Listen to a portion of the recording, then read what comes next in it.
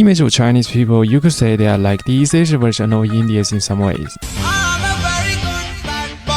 This awkwardness abroad is mutual. The base population is so huge that it's impossible to form any fancy image, which makes them very easy to attract hate. They are ranked among the most hated tourists these years, especially by their neighbors Japan and Korea, where service workers want to roll their eyes the moment they see a Chinese tourist. A flood of tourists with different levels of etiquette, many first-time travelers, some who don't even have passports before, take Japan or Korea as their beginner village. Some of them bring along bad habits from home, smoking everywhere, spitting, all the heavyweight stuff. On top of that, some scrupulous businessmen and middlemen camp locally, scamming their own kind and ruining the local economic ecosystem. Over time, China has become a subtly negative term, where you don't seem Chinese has become a compliment. In this context, Chinese abroad try their best not to look the typical Chinese, desperately cutting ties with their image to gain social acceptance. Or locals saying, wow, you don't look like Chinese at all, or you look like one of us, might make someone's entire day. When this disdain for Chinese image becomes mainstream in the West, even though the stereotype has existed forever, it leads to a desperate need for dissociation, making overseas Chinese often the coldest for their own people. Because aside from the skin color that can change, most of them probably don't want anything to do with Chinese in this life. In the smaller East Asia, mistaking a Chinese for Japanese or Korean is a compliment because it implies you're attractive or have good taste, aka too fancy to be Chinese. But mistaking a Japanese or Korean for Chinese, that's gonna be an insult that says 1,000 words. This subtle psychology perfectly reflects China's awkward position in the East Asian fancy hierarchy.